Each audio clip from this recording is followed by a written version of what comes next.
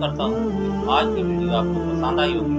दोस्तों, अगर वीडियो अच्छी लगी हो तो वीडियो को लाइक और चैनल को सब्सक्राइब करें और साथ ही दिए गए घंटी के निशान को दबाएं ताकि आने वाली मज़ीद वीडियो आपको बर वक्त मौसूल होती रहे।